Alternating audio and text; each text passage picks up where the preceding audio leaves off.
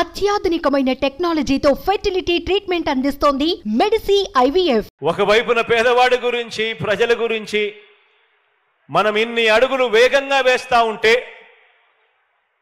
మరోవైపున ఒక ఒంగోలే కాదు, ఏ జిల్లాను చూసినా బాబు పేదలకు ఇళ్ల స్థలాలు ఇవ్వలేదు. మనం ఇస్తుంటే బాబు అసూయ దాగటం లేదు. ప్రతి జిల్లాలో బాబుది ఇదే దుర్మార్గం.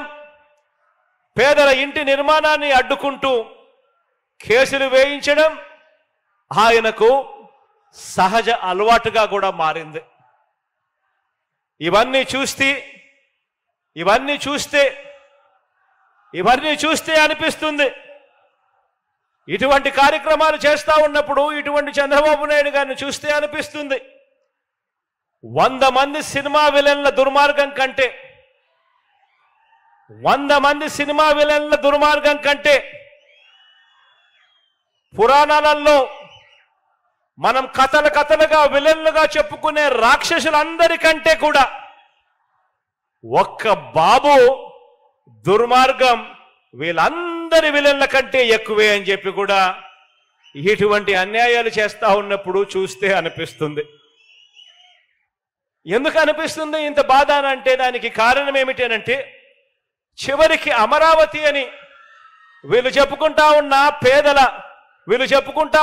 రాజధాని, అటువంటి రాజధాని అమరావతి అని చెప్పి వీళ్ళు చెప్పుకుంటా ఉన్న రాజధానిలో చివరికి ఆ అమరావతిలో పేదలకు ఇళ్ల స్థలాలు ఇస్తుంటే అక్కడ ఇవ్వటానికే వీల్లేదని, పేదలకు అక్కడ ఇళ్ల స్థలాలు ఇస్తే డెమోగ్రఫిక్ ఇంబ్యాలెన్స్ వస్తుందట. డెమోగ్రఫిక్ ఇంబ్యాలెన్స్ అంటే ఏమిటో తెలుసా?